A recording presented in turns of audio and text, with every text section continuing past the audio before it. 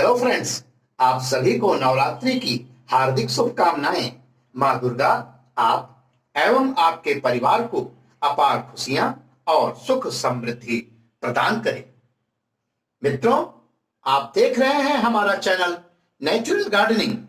मित्रों, पुराणों में कुछ पेड़ पौधों को धार्मिक वृक्षों की श्रेणी में रखा गया है। इन वृक्षों के चमत्कारिक लाभ हैं और ऐसा माना जाता है कि इसमें देवी देवताओं का वास होता है और यदि इन पौधों को अपने घर में लगाया जाए और इनकी पूजा अर्चना की जाए तो आपके सारे कष्ट दूर हो जाएंगे, आपका परिवार खुशियों से भर जाएगा, घर में सकारात्मक ऊर्जा आएगी। मित्रों, अब मैं उन 3 पेड़ पौधों के बारे में आपको बताने जा रहा हूं जो आपके परिवार की जिंदगी में खुशियां भर देंगे। मेरा यह वीडियो आप ध्यान से देखें, तभी आप इसका लाभ उठा सकेंगे। मित्रों, धार्मिक वृक्षों की श्रृंखला में शमी का पेड़ घर में लगाने से आपके पूरे परिवार पर देवी देवताओं की कृपा बनी रहती है, घर में सकारात्मक ऊर्जा आती है और सुख समृद्धि भी आती है। मित्रों, भगवान शिव को शमी के फूल बहुत प्रिय हैं। रोजाना पूजा के वक्त उन्हें यह फूल अर्पित करने से भगवान प्रसन्न होते हैं और हमें सभी प्रकार के संकटों से दूर रखते हैं। मित्रों, शमी का पेड़ आपको शनि के प्रकोप से भी बचाता है। मित्रों, शनि के पेड़ की पूजा करने से घर में शनि का प्रकोप कम होता है। यूं तो शास्त्रों में शनि के प्रकोप को कम करने के लिए कई उपाय बताए गए हैं, लेकिन इन सभी उपायों में से प्रमुख उपाय है शमी के पेड़ की पूजा। घर में शमी का पौधा लगाकर पूजा करने से आपके कामों में आने वाली रुकावट दूर होगी।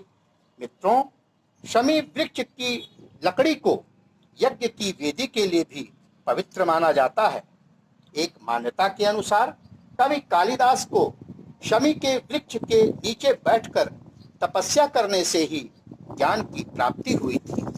मित्रों, भगवान गणेश की आराधना में शमी के वृक्ष की पत्तियों को अर्पित किया जाता है। ऐसी मान्यता है कि नवरात्रि के 9 दिनों में प्रतिदिन शाम के समय शमी के वृक्ष का पूजन करने से धन की प्राप्ति होती है। ऐसी मान्यता है कि मर्यादा पुरुषोत्तम श्री राम ने लंका पर आक्रमण करने से पहले शमी के वृक्ष के सम्मुख अपनी विजय के लिए प्रार्थना की थी। मित्रों, इसलिए आप अपने घर में शमी का वृक्ष जरूर लगाएं। मित्रों, पारिजात के पौधे का भी धार्मिक महत्व है। ऐसा माना जाता है कि 14 वर्षों के वनवास के दौरान माता सीता हर श्रृंगार के फूलों से ही अपना श्रृंगार किया करती थी। ऐसा भी कहा जाता है कि लक्ष्मी माता को पारिजात के फूल बेहद प्रिय हैं और उनकी पूजा के दौरान ये फूल चढ़ाने से वो प्रसन्न होती है। मित्रों, भगवान श्रीहरि के श्रृंगार और पूजा के लिए पारिजात के फूलों का इस्तेमाल किया जाता है। इसी वजह से इन मनमोहक फूलों को हरसिंगार भी कहा जाता है। मित्रों, हिंदू धर्म में पारिजात वृक्ष को खास स्थान दिया गया है। ऐसा माना जाता है कि इसके स्पर्श से ही व्यक्ति की थकान छूमंतर हो जाती है।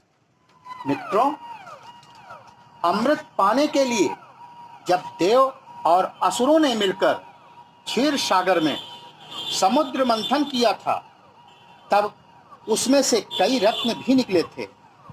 पारिजात का वृक्ष भी मंथन के दौरान निकला था और इंद्र ने इसे स्वर्ग में अपनी वाटिका में लगाया था। ये फूल रात में ही खिलते हैं, इसलिए इसे रात की रानी भी कहा जाता है। मित्रों, एक ऐसी भी धारणा है पूजा पाठ के लिए पारिजात के उन फूलों का प्रयोग किया जाता है जो पेड़ से टूटकर गिर चुके हों। मित्रों, इसे अंग्रेजी में नाइट जैस्मिन और उर्दू में गुलजाफरी कहते हैं। पारिजात के फूल आपके जीवन से तनाव हटाकर खुशियां ही खुशियां भर सकने की ताकत रखते हैं। इसलिए मित्रों, पारिजात यानी हर श्रृंगार का पौधा अपने घर में आप जरूर लगाएं। मित्रों, धार्मिक मान्यता है कि तुलसी की पूजा आराधना से व्यक्ति स्वस्थ और सुखी रहता है। पौराणिक कथाओं के अनुसार देवों और दानवों द्वारा किए गए समुद्र मंथन के समय जो अमृत धरती पर छलका, उसी से तुलसी की उत्पत्ति हुई। यही कारण है कि इस पौधे के हर हिस्से में अमृत समान गुण है। हिंदू धर्म में मान्यता है कि तुलसी के पौधे की जड़ में सभी तीर्थ, मध्य भाग यानी तना में सभी देवी देवता और ऊपरी शाखाओं में सभी वेद यानी चारों वेद स्थित हैं। इसलिए इस मान्यता के अनुसार तुलसी का प्रतिदिन दर्शन करना पाप नाशक समझा जाता है और इसके पूजन को मोक्षदायक कहा गया है। मित्रों, ऐसी मान्यता है कि जहां तुलसी का पौधा है वहां त्रिदेव ब्रह्मा विष्णु महेश निवास करते हैं। मित्रों, तुलसी की पूजा करने से व्यक्ति के संपूर्ण पाप नष्ट होते हैं। मित्रों, ऐसा भी माना जाता है कि जिस पूजा एवं यज्ञ के प्रसाद में तुलसी दल नहीं होता है, उस भोग को भगवान स्वीकार नहीं करते हैं। इसलिए मित्रों, अपने घर में आप तुलसी का पौधा अवश्य लगाएं और सुबह शाम प्रतिदिन पूजा करें।